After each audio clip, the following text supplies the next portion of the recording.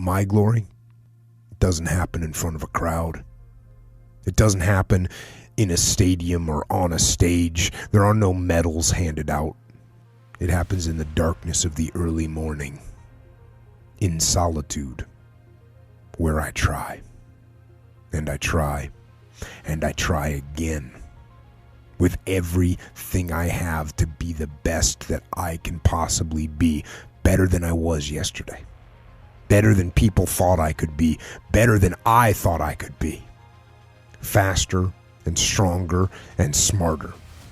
Then claim one victory that no one can ever take away from me, ever. And a victory that is earned every single day. A victory of determination and will and discipline. A victory achieved because I will not stop.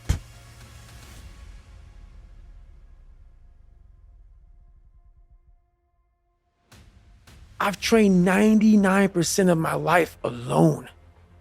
No one pat me on the back. I did all of the work alone. When people don't understand you anymore, you're in that spot of obsession and drive where people are like, what the f is wrong with this guy? I don't want to talk to you, man, because you're not going to get it. I'm out running at 2 o'clock in the morning, 1 o'clock in the morning, in the gym, long sessions by myself. That's real. When you train alone, and I lived alone for so many years in this misery, and you're able to get out of it by yourself, I can take myself to such a level of real passion and purpose. And like the feeling I get is something I can't even explain by myself. I don't need anyone. No one can motivate me. I have a resume full of fucking motivation that whenever I'm down, I'm like, oh, hang on, motherfucker. Oh, you know the truth.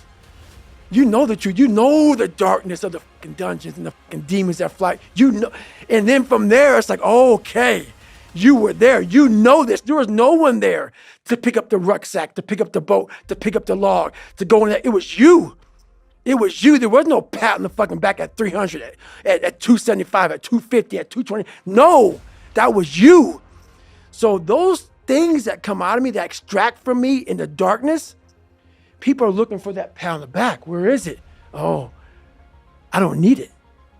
Because what I've done is in the fucking unseen work, I built Frankenstein.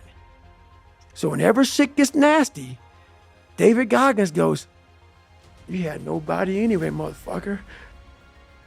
Do you want to do this or not? Do you actually want to do this or not? Because if you actually want to do it, what's going to stop you? Nothing.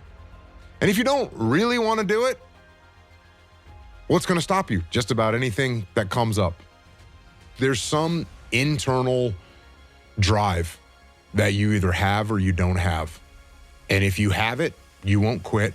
And if you don't have it, you're going to quit. And it breaks people. That shit fires me the fuck up. That shit makes me fucking nuts. You had nobody anyway, motherfucker. Look around you.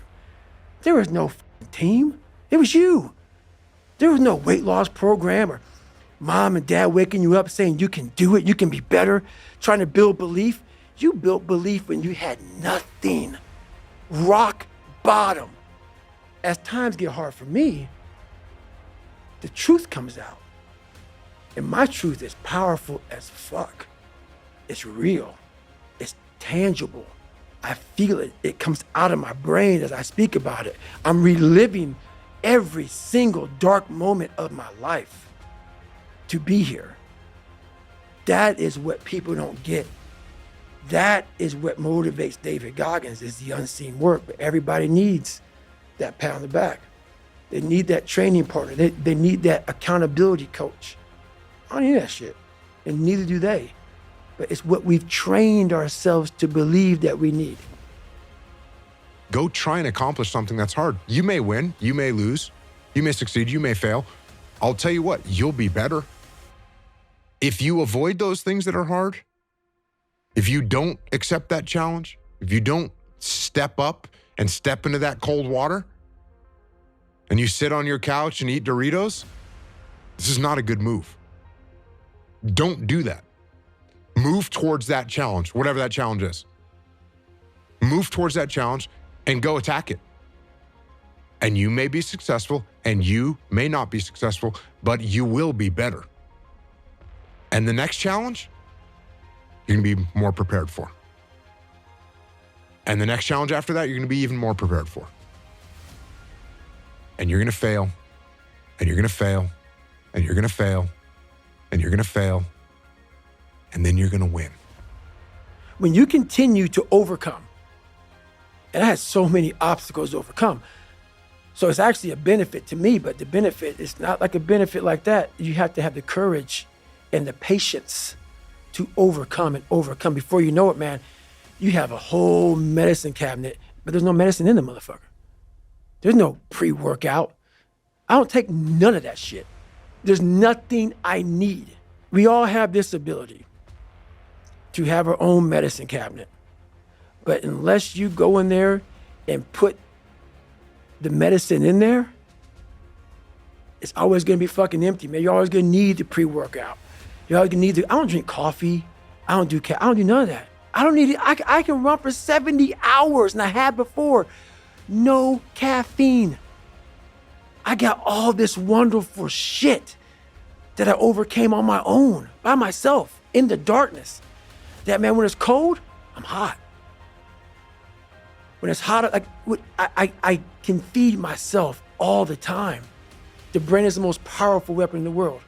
It's crazy how a kid that wasn't real smart, I was forced to go only internal. External had to go away. The external world had to go away. And living so deep inside myself, it was me in this brain and figuring out how this thing works. So many people are doing exactly that. The supplements, the this, the that. And I agree, it helps. But once you figure out your brain, you become unstoppable to almost anything. Yeah, you can't beat death. You can't whatever. Your brain's amazing. Once you feed it the right conversation, the right mental nutrients, the right mental supplements, the right internal dialogue at the right time, with the right hit, with the right proof of what you've done in the past, and you send that right to the right circuit, dude, you're a fucking beast. A beast. But once again, you just can't read about it. You can't sit back and be a theorist. You have to be a fucking practitioner. And in that practice is where that becomes proof positive. And what I'm saying is like, God, like David Goggins, he's blowing my mind. What is this? He's not crazy. And so many people have listened to me the right way, and they come back and they're like, I'm totally on board. It happened. It happened. I'm like, it'll keep going, man, if you keep doing it. But that is it, man. There's no sun. There's no glory. There's no carrot. There's no victory. But there is all of it in one. I just can't explain it real well to people, man. But what you get at the other end is something that you're always found. You're never lost anymore. Doesn't mean the journey's easy. Doesn't get any easier, but you're always found. Suffering and sacrifice and hard work is an indication of progress towards our dreams. The lack of sacrifice, the lack of suffering in our lives, its removal, its non-existence also equates to a non-existence of a great life, a non-existence of a dream happening. Most of us are worried about suffering. We're afraid of it. When we're suffering and sacrificing, we wonder whether it's worth it. We wonder whether we're supposed to. We wonder whether sacrifice or setbacks or suffering is a sign it's not our real dream. See, at the gym, you'd never think, oh, I'm going through some pain and discomfort. This must be a sign I shouldn't be at the gym. You'd never think that. It goes with the territory. Everyone knows this. Build a bicep or a tricep or a chest or legs. You have to break it down, suffer and sacrifice for it to grow. So while it's happening, there's no part of you that says this isn't right. In fact, the indication of the pain and sacrifice and sweat, don't you feel better at the gym? You're like, wow, I really sacrificed today. I really suffered. So in that area, we all know to the extent we suffer and sacrifice is to the extent we grow. And your body is a metaphor for the rest of your life. But the rest of our life, every time we sweat, every time we sacrifice, every time we suffer, we don't do what we do at the gym. We start saying, well, wait a minute. Maybe I'm not supposed to be doing this. Maybe I'm not cut out. Maybe it's not my destiny. Maybe I just can't do it. It's the most unbelievable, ridiculous conclusion we draw, but it's what everybody does. Another form of distraction is just doubt, and doubt comes from the suffer. It comes from a loss. It comes from fear. It comes from the sacrifice. And so just remember this. You're supposed to suffer and sacrifice. What are you willing to risk in order to win? The price you will pay for not making your dream come true is far greater than the one that you will pay to make it come true. And that's life. Life without those challenges, it's just existence. Don't just exist. Go live.